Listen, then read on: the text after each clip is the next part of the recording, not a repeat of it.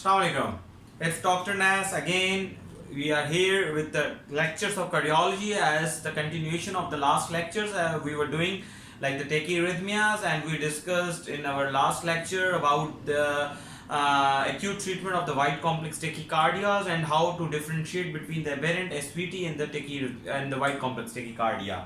So after, as we all did that about after the symptoms and diagnosis of ventricular tachyarrhythmias, like if you have confirmed that the VT is coming from the that actually the tachyarrhythmia is coming, or that patient has the ventricular tachyarrhythmia or the ventricular tachycardia, then we have to differentiate into further into two categories to diagnose it or to treat it.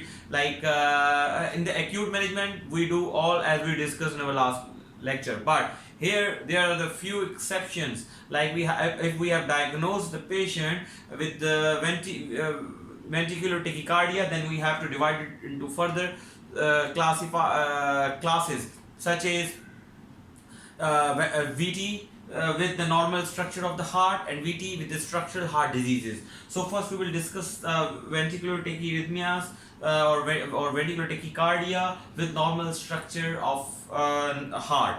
So before moving towards the lecture, I would suggest you and I would guide you and I would request you that please subscribe my channel and press the bell button for the future updates. So many times you guys are like asked at my Facebook page and my Facebook account that Dr. Naveed, from where we can get all these videos and from where we can get that topic of the lecture. Then that's why I would actually suggest you that please go and subscribe my YouTube channel and press the bell button. The page name is Dr. N.A. Sheikh. And second thing which actually I want to tell you and guide you, that I have made a separate playlist for these cardiology lectures, because in my account there are so many other videos as well, like my vlogs and my travel logs. But on my YouTube channel there's a dedicated playlist for all these lectures, and that is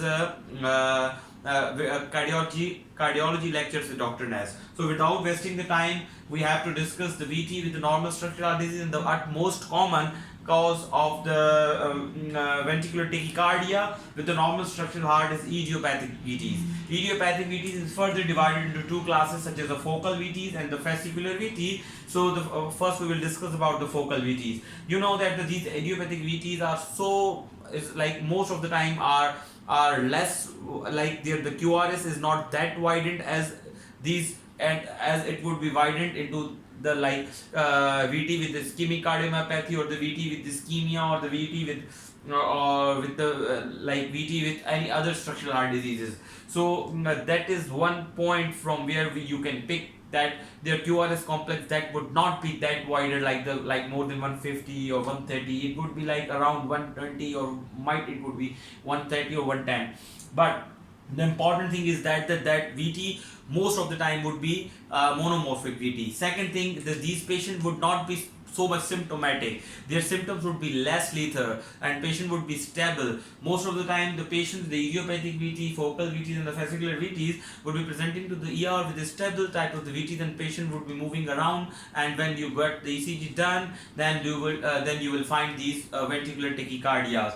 Now the first of all, what are the focal VT? As it name shows that there is some sort of focus which triggered the ventricular tachyarrhythmia. That's why the mechanism behind this focal VT is triggered, because that VT is actually triggered by that focus. And as we discussed in the basics of tachyarrhythmias, there are actually three mechanisms: automaticity, triggered, and the reentrant. So that is a triggered, and in triggered, the further mechanism on which actually it works is early after depolarization. So that triggered actually occurs early after depolarization, and there are so many focuses in the heart. The most common is RVOT. So because most of the time the focus is presented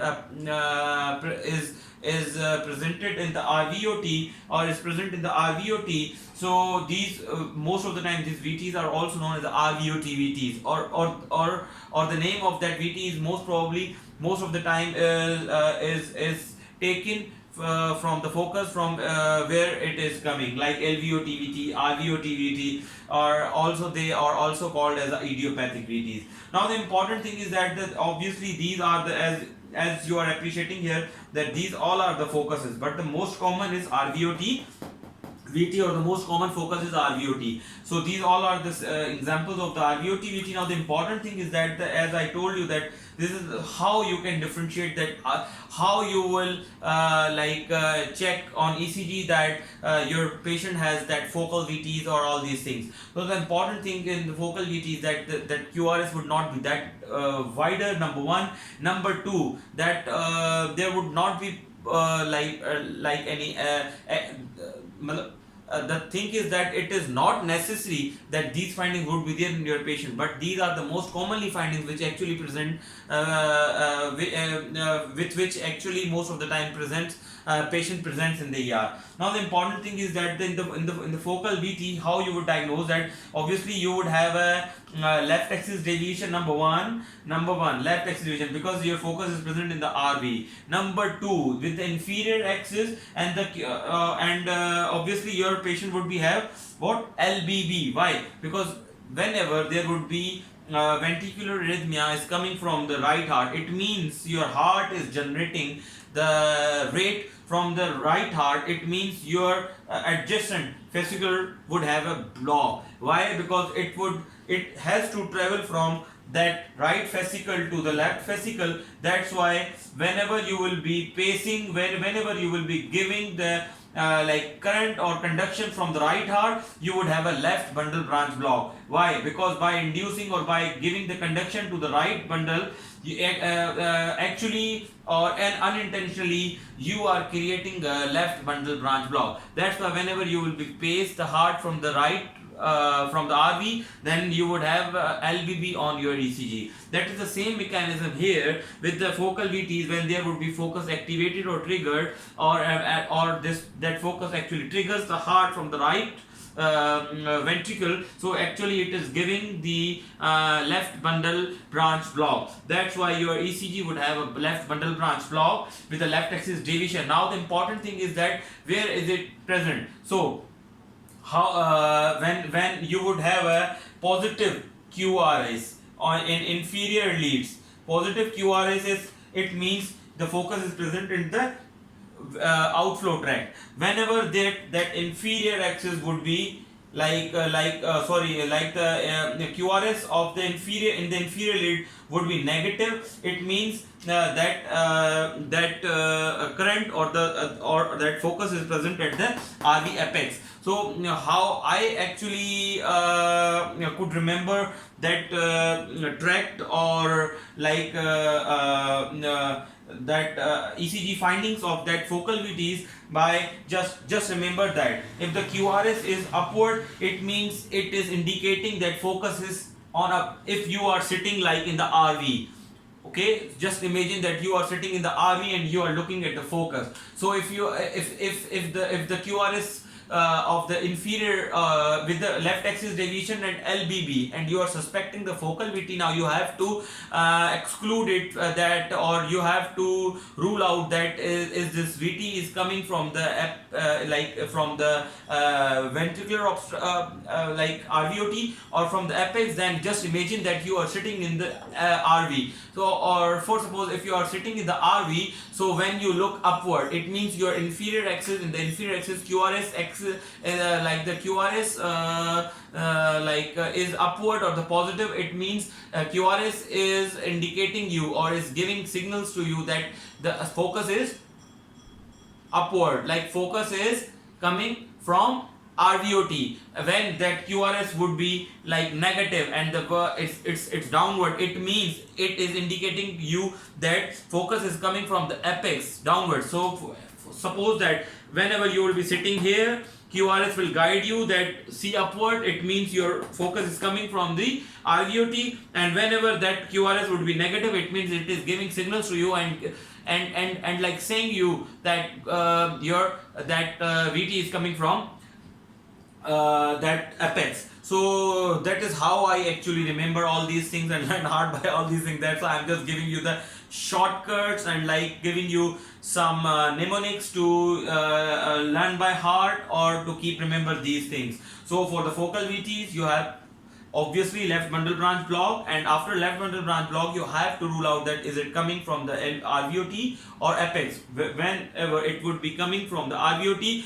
then QRS would guide you. QRS would be upward, it means it is coming from where, because you are sitting here, so it is coming from RVOT. Whenever that QRS would be negative, it means it is actually it is guiding you, it guides you that it is coming from apex because you are sitting here. Okay, so whenever that again you are suspecting focal VTs and you are suspecting the LVOT VT, then obviously focus will be here. Then if the focus is here, then you would have a what? You would have a RBB, you have a right bundle branch block. Then if you have a right bundle branch block, number one. Number two, then obviously you would then again you have to rule out that is it coming from the LVOT or apex, and again you have to look for the inferior axis, and then if the inferior axis is superior, then you have to obviously again look upward, and that it means that your patient that the VT is coming from the LVOT. And again when the QRS in the inferior leads would be downward, it means it guides you that LVOT that the VT in the LV coming from the apex, LV apex. Okay, that is how you actually locate the ventricular tachycardia in focal VTs. Now the important thing is that there are other focus as well, like pulmonary arteries, peptide muscles, mitral valve, tricuspid valve. So these are actually difficult. You cannot locate them through ECG, but for obviously for the particular or for the accurate location or the focus of the VT, you have to do the EP study. Now the important thing is that these focal VTs have the background mechanism of CMP. That's why they are very much responsive to the calcium channel blockers. So you have to treat it acutely with the calcium channels and the beta with the beta blockers. But the important thing is here that for the chronic mechanism for that you have to treat it with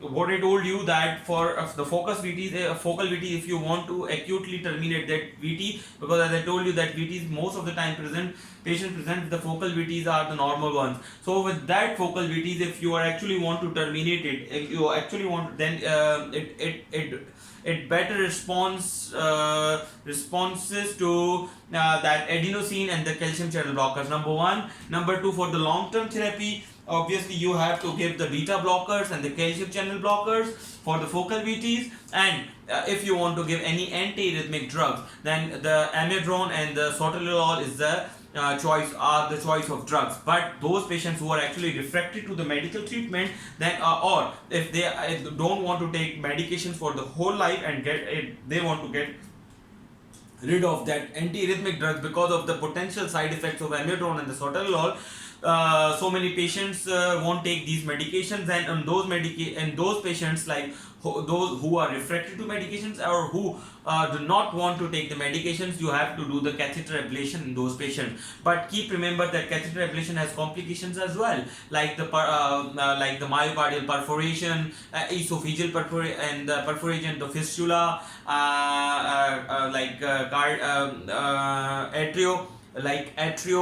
esophageal fistulas, and number two is tamponade, obviously because of perf or because of anything you can cause the tamponade, and so you have to take care of all these things. So these are the complications of the catheter ablation. Number two, now the fascicular. As you know that this is a normal tract. This is a sinus node, AV node, his bundle is, and it further divides into the Purkinje and the Purkinje into the fascicles. The right fascicle and the anterior fascicle and the posterior fascicle and the left side.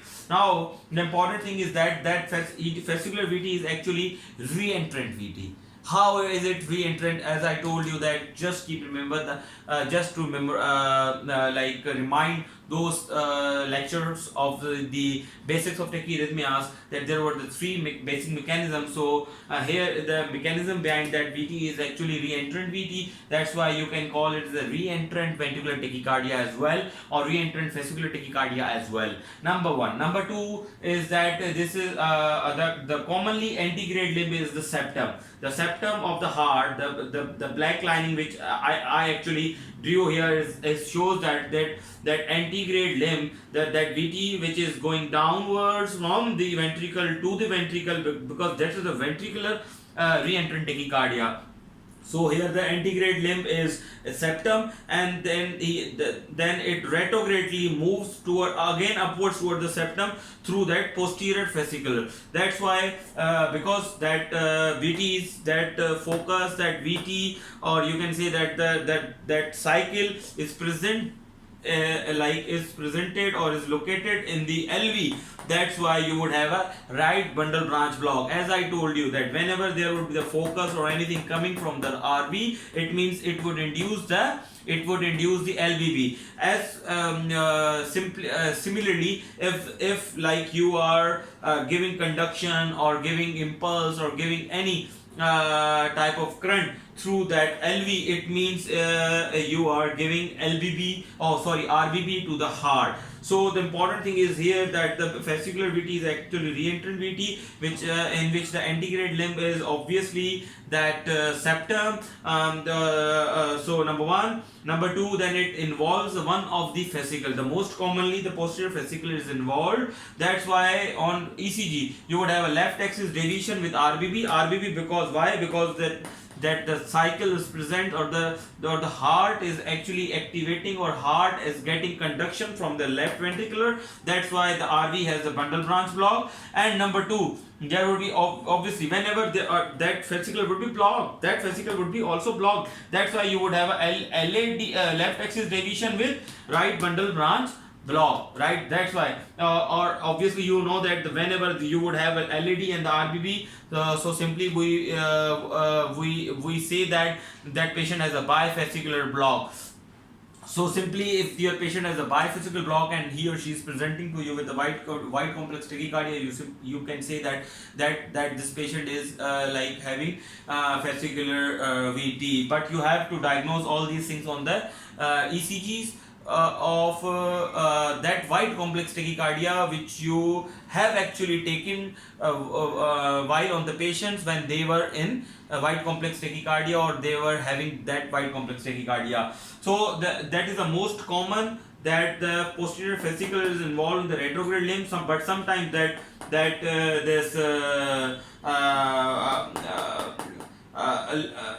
anterior fascicle is also involved. When that anterior fascicle is involved, then you would have that block of that fascicle, because that fascicle is getting activated. So whenever you are activating actually that fascicle, so these two things would be blocked. That's why you would have a RBB and left axis deviation. So when you are actually involving that fascicle, then you would have a right bundle branch block with the right axis deviation, which is actually less common form. So look at, again I'm just repeating for you guys, that simply whenever you are activating these both fascicle at the same time, then you would have a block of that fascicle. It means your heart has LBB, RBB. Why?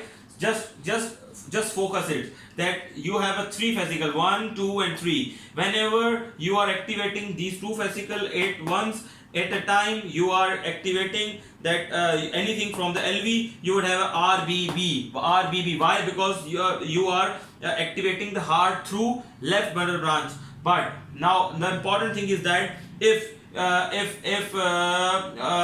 you are activating the heart through septum and you are involving one fascicle, only the posterior one, then your patient would have a left axis deviation. Why left axis deviation? because that fascicle is also not getting activated. That fascicle is not also involved. That's why you would have a block of that fascicle as well as RBB. So left axis deviation with RBB. But if that fascicle is involved, it like that anterior fascicle is involved, then you would have a block of that fascicle like the posterior fascicle. That's why you would have a RBB with right axis deviation, because that fascicle always remain in the block, like that fascicle always not get activated by the re-entrant or the fascicular tachycardia, because that the antegrade limb is septum, but the retrograde limb might as well posterior fascicle or anterior fascicle. Okay, so I hope that you would understand that how these fascicles are getting involved in the and that VT. So the acute treatment is that verapamil and the calcium channel blocker. These are actually the calcium sensitive or the calcium channel blocker sensitive ventricular tachycardia. So the acute treatment is obviously that, but those patients and these patients are also has to take the like calcium channel blockers for the longer term. But those patients who are refractory to having the tachycardias or these ventricular tachyarrhythmias despite of taking medical therapy, or those who want to get rid of to take this medical therapy or these calcium channel blockers, then you have to do the catheter ablation in these patients. Now we will discuss the channelopathies, and because obviously this heart have normal structural heart means these patients are echocardiography is normal. Obviously on the molecular level and the cellular level they have the abnormalities, but on the like with the naked eye or with the echocardiographic finding, your heart would be normal.